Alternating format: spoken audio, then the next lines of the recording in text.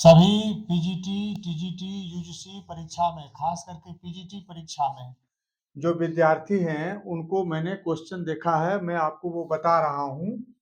गीता के किस अध्याय में कितने श्लोक हैं ये आते हैं, तो आप इसको समझ लीजिए। और गीता के किस अध्याय को कौन सा योग कहा जाता है, यह बहुत ही मतलब एक ये आपको 4 नंबर के क्वेश्चन आएंगे, एक तो योग वाला और एक श्लोक संख्या वाला।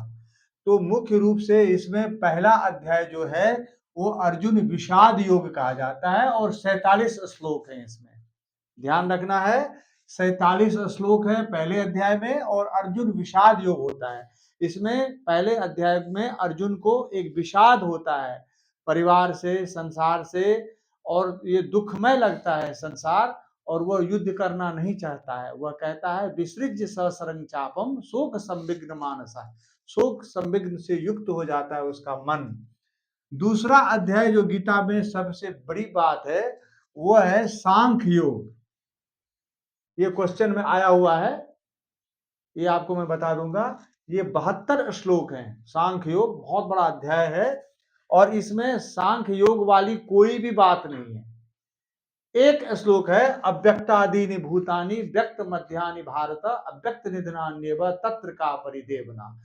अव्यक्त और व्यक्त, अव्यक्त से यह पूरा व्यक्त बना है, यही सांख्य का सार है। सांख्य का यही सार है, इसलिए इस अध्याय को सांख्य योग कहा जाता है। एक श्लोक के दम पर नाम रखा गया है। तीसरा अध्याय जो है, दुनिया में सब लोग बोलते हैं कर्म योग, कर्म योग, कर्म करना चाहिए, तो भगवान कर्म योग को कहते हैं। तीसरा अध्याय है कर्म योग, ये 43 श्लोक हैं, इसका ध्यान रखना है। और चौथा है ज्ञान का भी संन्यास करना है और कर्म का भी संन्यास करना है, तब कर्मयोग फलित होगा। तो ज्ञान कर्म योग संन्यास जो है ये चौथा अध्याय है, इससे इसमें 42 श्लोक हैं। पांचवा जो है कर्म संन्यास योग है, केवल कर्म संन्यास, इसमें 29 श्लोक हैं। छठवां अध्याय गीता का आत्म संयम योग है, इसमें 47 श्लोक हैं। और सातवां अध्याय जो है वो बहुत ही महत्वपूर्ण है, वो देखिए ज्ञान विज्ञान योग है, इसमें 30 श्लोक हैं। ध्यान रखना, ज्ञान विज्ञान में 30 श्लोक है। इस वीडियो को आप देखोगे कई बार, 2-3 बार 4 बार, तो और आप अपने मित्रों को शेयर कर दोगे व्यासपीठ गुरुकुलम पर, तो उसमें क्या है कि ये चीजें आपको पढ़ने की जरूरत नहीं है, ये आप बार बार सुनोगे तो आ जाएगा। तो सातवां अध्याय ज्ञान विज्ञान 30 श्लोक है, ज्ञान विज्ञान योग। और यही सबसे बड़ी चीज है, क्योंकि अपने आत्मा का संयम, अपने आप का संयम, ये बहुत जरूरी है।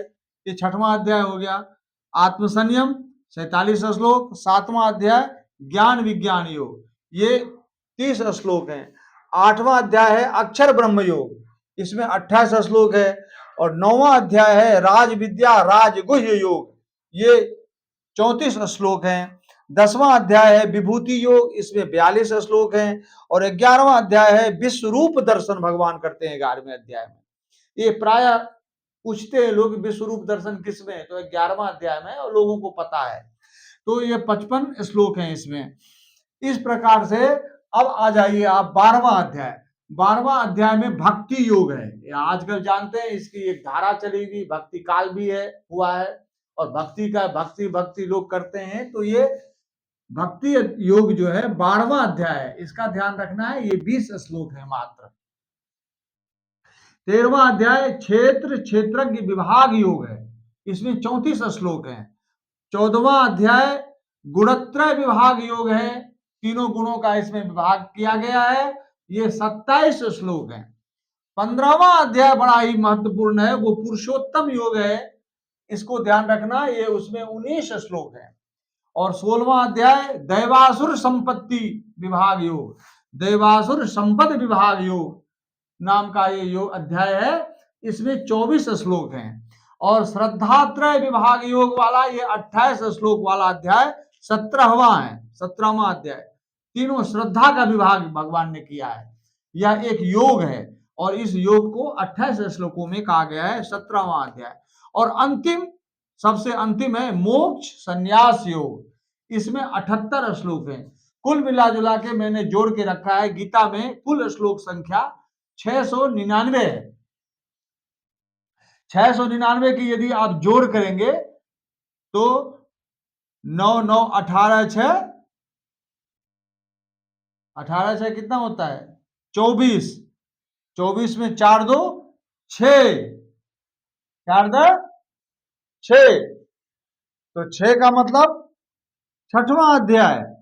इसमें सबसे महत्वपूर्ण है आत्म संयम, लिख रखा है आत्म संयम, ये सबसे महत्वपूर्ण है। और एक क्वेश्चन आता है कि गीता का सर्वप्रथम अनुवाद किसने किया है।